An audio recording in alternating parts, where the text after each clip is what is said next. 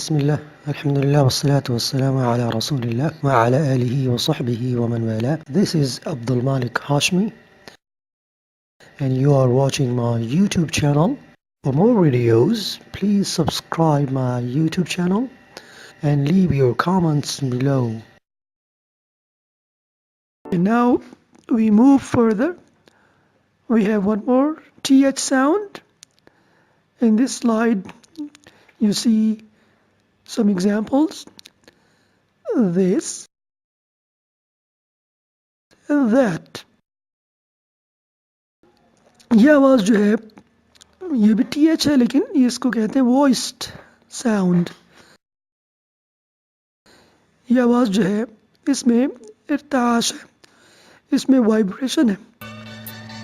यहाँ आपके सामने एक वाइब्रेशन यानी इर्ताश या थरथराहट की कुछ कायनात से मिसालें पेश की जा रही हैं कि रोज़मर्रा ज़िंदगी में थरथराहट, चीज़ों में थरथराहट या कपकपाहट कैसे पैदा होती है।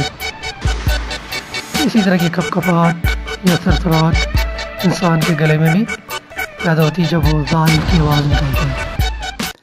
इसमें भी ज़ुबान बाहर निकलेगी दोनों दांतों के दरमियान में, लेकिन इसमें हवा का इखराज नहीं होगा, तो इसमें सिर्फ इर्ताश है। कैसे? ये अरबी का हर्फ दाल की तरह है।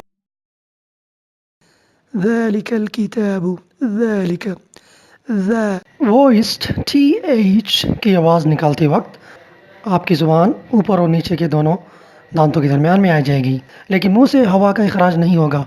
जब आप अपने हाथ की दो उंगलियों को अपने गले पर रखेंगे, अपने वोकल कॉर्ड्स के ऊपर रखेंगे, तो आपको अपने गले में थरथराहट या इर्ताश महसूस होगा, जैसे द। पाकिस्तान और इंडिया में कैसे पढ़ते हैं? द, दैट, दिस, जो कि गलत। All this TH sound is called voiced sound. आज के लिए इतना काफ़ी। Thank you for watching my video. Please do subscribe my YouTube channel. For more videos, please click the bell icon.